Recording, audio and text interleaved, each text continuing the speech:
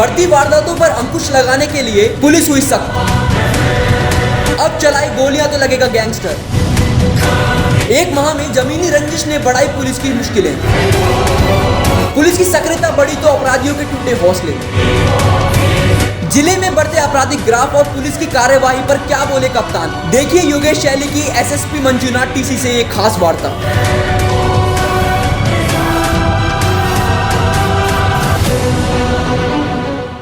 District Udham Singh Nagar में लगातार देखा जा रहा है कि वर्चस्व को लेकर हो या फिर जमीनी विवाद के मामले हों, लगातार बढ़ते जा रहे हैं। इन पूरे मामलों को लेकर क्या कहीं ना कहीं राजस्व विभाग के साथ भी पुलिस का तालमेल होना चाहिए, क्योंकि जमीनी रंजिश के मामलों में लगातार खूनी खेल खेला जा रहा है जिले में। इसको लेकर के पुलिस क्या कर रही है? जी, अगर हम आंकड़ों को देख के बात करें पिछले 10 साल का, या उत्तराखंड जब से बनी है, उधम सिंह नगर क्योंकि खेती किसानी का भारी लैंड्स होता है, तो ज़मीनी विवाद हमेशा रहा है। और ज़मीनी विवाद के रंजिशों को लेकर लड़ाई झगड़ा, मारपीट और कभी कभी हत्या या फिर फायरिंग का घटनाएं लगातार होती रही है। ठीक है, हम जो है हमेशा रंजिश रजिस्टर मेंटेन करते हैं। पुलिस थाना की लेवल में लगातार कार्रवाई होती है। जहाँ जहाँ रंजिश की मामले होता है तो उसमें 107-16 करना, बाउंड डाउन करना, उसी ज़मीन को 145 करना और लाइसेंस का निरस्तीकरण का कार्रवाई करना और ऑब्जर्व रखना, ये सारे चीज़ें हम करते रहते हैं। तो इस प्रकार से हम लगातार वॉच पे करते रहते हैं। और मुख्य रूप ये है, घटना जब भी कोई भी घटना हो, चाहे वो लड़ाई झगड़ा हो या फायरिंग हो या इवन कोई और वारदात हो, तत्काल हम त्वरित से कार्रवाई करते हुए केवल अरेस्टिंग नहीं करते, हम गैंगस्टर करते हैं, गुंडा करते हैं, उनकी प्रॉपर्टी जब्त करते हैं और आवश्यकता करने पर और भी कड़ी कार्रवाइयाँ अमल में लाएंगे। दूसरा देखा जाता है सर, वर्चस्व को लेकर के सर खनन की भी कई मामले सामने आ रहे हैं, जिसमें वर्चस्व की लड़ाई में भी खूनी खेल खेला जा रहा है। इसको लेकर के खास तौर पे पुलिस के क्या एक्शन रहेंगे?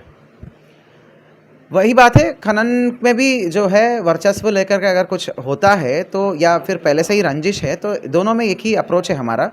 तो प्रभावी प्रिवेंटिव कार्रवाई, जैसे 107-16 करना, 16 में बाउंड डाउन करना और 151 करना, गैंगस्टर की कार्रवाई करना और संपत्ति जब्तीकरण की कार्रवाई करना, ये हम कर रहे हैं और लगातार हम कर रहे हैं। और कहीं पे भी कोई भी मामला होता है तो मोस्ट इम्पॉर्टेंट है रेस्पॉन्स।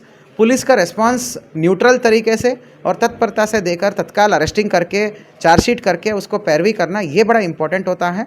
ये सारे कार्रवाइयाँ हम लगातार कर रहे हैं। आप देख पा रहे हैं पिछले 1 महीने में जो भी ज़मीनी रंजिश हो या फायरिंग के घटनाएँ हुए हैं, 3 घटनाएँ मेजर, ये जो इंसिडेंट्स आप बता रहे हैं ऐसे हुई है, तीनों में गैंगस्टर की कार्रवाई हो चुकी है, सबकी अरेस्टिंग हो चुके हैं।